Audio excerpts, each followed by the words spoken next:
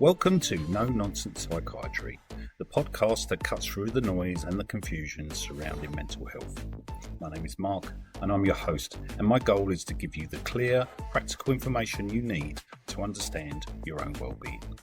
No jargon, no fluff, just honest, helpful tools to help you on your journey. Let's dive in. No nonsense. Welcome back to No Nonsense Psychiatry, the show that demystifies mental health with practical, evidence-based tools. I'm your host, Mark, and this is episode 55, The Panic Attack. The experience is terrifying, right? A sudden, overwhelming surge of fear that peaks within minutes, convincing you that you're having a heart attack, losing your mind, or suffocating. That is a panic attack. While the modern diagnosis of panic disorder is relatively recent, only solidified in the 1980s in the DSM-3, the phenomenon is ancient, tracing its roots back to the sudden panic terrors caused by the Greek god Pan. Today we're cutting through the fear and give you a clear, comprehensive understanding of this experience, and we'll explore the root cause, why they do happen. We'll look at complex blends of genetics, its neurochemical false alarm, and the critical role of catastrophic misinterpretation, the thinking pattern that normally turns a fast heartbeat into a crisis. The solutions, most importantly, would detail 3 proven evidence-based ways to take back control, and these include the psychological gold standard, CBT, cognitive behavioural therapy, the role of medication like SSRIs, and life-saving in-the-moment techniques like diaphragmatic breathing and the 5-4-3-2-1 grounding method. If you or someone you love lives with fear, this episode can provide the clear direction you need. So let's dive into the science of panic and learn how to manage it in the no-nonsense way. The concept of what we now call a panic attack has been recognised throughout history. Through the terminology and perceived causes have drastically evolved from mythology to modern neurobiology. The modern medical term panic attack and the diagnosis of panic disorder are relatively recent, only receiving their own formal category in the 20th century. Back in the ancient times, it's first noted from the god Pan. The term panic originates from Greek mythology. The god Pan. Pan was the god of the wild, shepherds and flocks, often depicted as half goat, half man. He was known to cause sudden, overpowering and irrational fear in travellers passing through remote wilderness, especially when they were startled by this unexpected appearance or wild scream. Panic terrors, this sudden overwhelming fright, occurred without any obvious or proportional cause and became known as panic terrors or panic attacks. In the 19th century, physical and military focus, before being understood as a distant psychological phenomenon, the cluster of physical symptoms now associated with panic attacks were often attributed to the cardiac and nervous system exhaustion. Dr. Costa's syndrome, 1871, Surgeon Jacob Mendez de Costa observed American Civil War soldiers suffering from symptoms like palpitations, shortness of breath, chest pain and fatigue. He named the condition irritable heart or soldier's heart, which was later called de Costa's syndrome. This marked an early medical recognition of severe anxiety driven by physical distress, often mistaken for heart disease. Neurasthenia in the late 19th century, anxiety symptoms often fell under the broad umbrella of neurasthenia or nervous exhaustion, which was popular diagnosis used to explain various physical and mental complaints like the stress of modern life. Sigmund Freud in 1895 used the term anxiety or anxiety neurosis, distinguishing pure anxiety states, with physical symptoms like heart palpitations and breathing difficulties. From other neurosis, a key step in separating anxiety and depression. In the 20th century, it got its formal psychiatric recognition, and this was the greatest leap in the history of the panic attack concept around the 20th century. From DSM-1 and DSM-2 in the 1950s and the 1960s, panic-like symptoms were typically described under general terms like psychoneurotic disorder or anxiety neurosis, without specific panic category. The diagnosis breakthrough came in the 1980s when the Diagnostic and Statistical Manual of Mental Disorders, 3rd edition, or DSM-3, that was published in 1980, and that officially established panic disorder as a unique, separate diagnostic category. And this was a critical moment distinguishing intense and unexpected panic attacks from other forms of anxiety. Modern theories, the formal classification, spurred research leading to contemporary theories such as false suffocation alarm theory, which posits that the panic attacks are triggered by a biological misfiring of the brain's mechanism for detecting suffocation.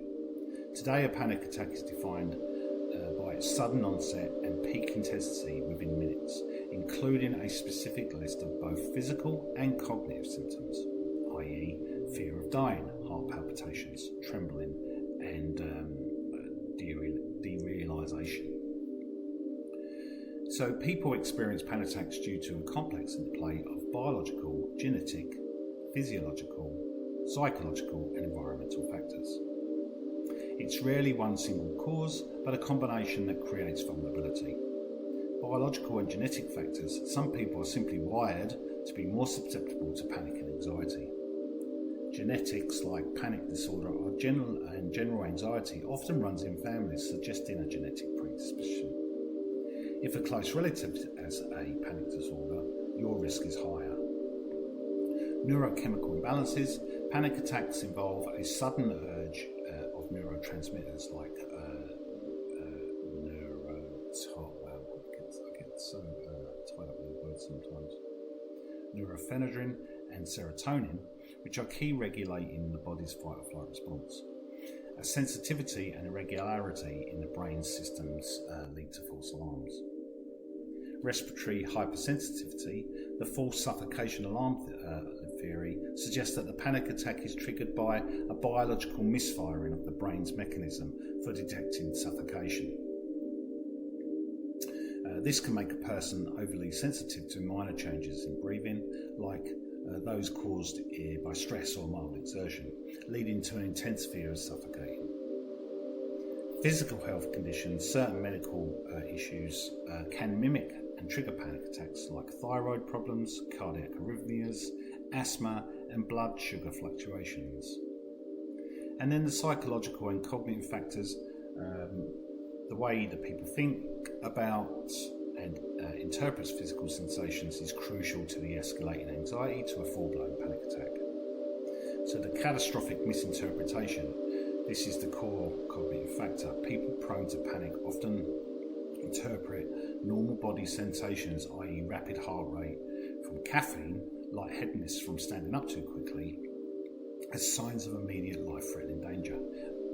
For example, I'm having a heart attack or I'm going crazy. This catastrophic thinking is what accelerates the anxiety into full-blown panic. High anxiety sensitivity, and this refers to the fear of anxiety-related sensations. So people with high anxiety sensitivity fear to the symptoms of anxiety itself, leading to strong avoidance of situations that might trigger these feelings. So avoidance and fear of fear.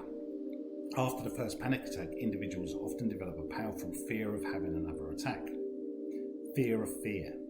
And this constant dread increases the vigilance and makes them even more likely to notice and catastrophize minor sensations, creating a self-fulfilling prophecy, if you like. So environmentals and stress factors, external life events and long-term stress can act as a final trigger for the panic in an already vulnerable person. So major life stresses, significant life changes of traumatic events can lead to the first panic attack. Examples include death of a loved one, as seen in the grandfather clock story, relationship breakups or conflict, major financial strain of job loss, substance use using stimulants like excessive caffeine, nicotine or illicit drugs like cocaine or amphetamines can directly induce panic attacks by rapidly stimulating the nervous system. Chronic stress, living under sustained high stress conditions, i.e. a demanding job, caregiving or caregiver burden, or an abusive environment, exhausts the nervous system, doesn't it? Making it more and more reactive even to small stresses. And there are 3 primary evidence-based ways proven to highly be effective in dealing with panic attack. And the first one is CBT, cognitive behavioural therapy, SSRIs or NNRIs, antidepressant medications, and breathing retraining exposure therapy. So CBT is considered the gold standard in psychological treatments for panic disorder, and it focuses on breaking the fear cycle by changing how you think and act in response to the panic symptoms. So the goal is to eliminate the catastrophic misinterpretation of body symptoms.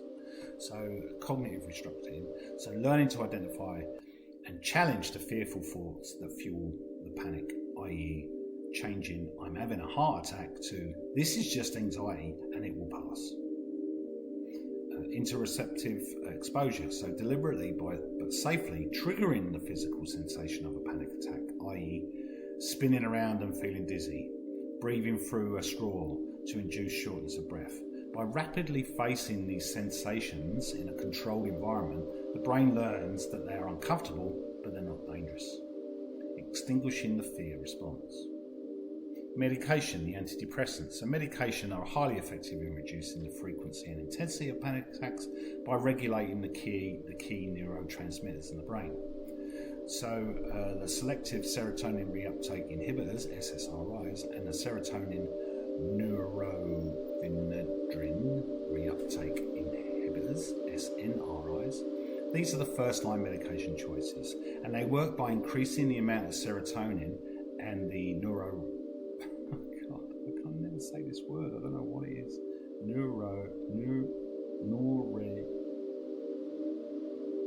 I'll spell it for you.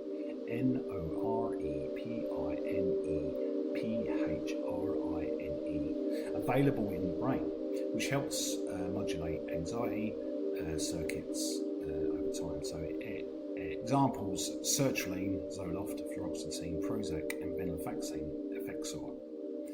So note these drugs take several weeks, 4 to 6 weeks in fact, to become fully effective and are generally used for long-term management. Benzodiazepine, or benzos, these drugs provide immediate relief during panic attacks. However, due to the high risk of dependency and withdrawal, they are usually reserved for short-term use only or severe use, and as-needed situations. Benzos are rarely prescribed due to the addictions and then the behaviours of others that seek benzos, and they can demonstrate abusive behaviour when declined, and GPs have rightly blanketed the non-prescribing of benzos in their practices, and I totally agree with that. You don't need to be stood over for drugs. So these methods are used for immediate stabilisation during panic attacks to regain some sense of control and counteract the hyperventilation. The diaphragmatic breathing retraining, so during panic episodes of hyperventilation, so taking short, shallow breaths, which lowers the carbon dioxide levels and directly contributes to the symptoms like lightheadedness and tingling, right? So learning to breathe slowly and deeply from the diaphragm, from the belly, helps restore that CO2 balance and signals to the nervous system that the danger is over. So the technique is to breathe slowly for 4 seconds in through the nose, hold for 1 second, and exhale through the mouth slowly for 6 seconds. Secondly, you can use grounding techniques like the 5-4-3-2-1 method. Panic attacks often involve feelings of derealization or disassociation. So grounding focuses It pulls focus away from the internal fearful thoughts and forces attention onto the immediate external environment, interrupting the panic spiral. So the technique is name 5 things you can see, name 4 things you can touch and feel, name 3 things that you can hear, name 2 things that you can smell, and 1 thing that you can taste. Okay, so that brings us to the end of episode 55. If you're struggling with panic attacks, remember that these intense physical symptoms are not signs of immediate danger, but rather biological false alarms, often triggered by chronic stress or misinterpretation. I know they feel real, but they're just a misinterpretation. So we've covered 3 proven evidence-based ways to fight back. CBT. This is the long-term work that teaches your brain that uncomfortable sensations are not dangerous. There's medication, a key tool for regulating the neurochemical systems that become overreactive. In the moment skills, using diaphragmatic breathing to correct hyperventilation and grounding techniques like the 5-4-3-2-1 method to pull you out of that internal fear spiral. Your challenge is to commit to practicing the 4-6-4-7-6 breathing technique for just 5 minutes every morning. Building the habit when you are calm is the only way to make the automatic tool when panic strikes. Thank you so much for tuning in to No Nonsense Psychiatry. We'll be back next time with some more clear, actionable strategies to help you manage your mind the no-nonsense way. Until then, take care. Before we go, if you found the podcast helpful, please share it with someone who might benefit from it. You can also support the show by subscribing and leaving a review. It only takes a moment, but it makes a big difference in helping us reach more people. Thanks for listening, and I'll catch you in the next episode of No Nonsense Psychiatry. No nonsense.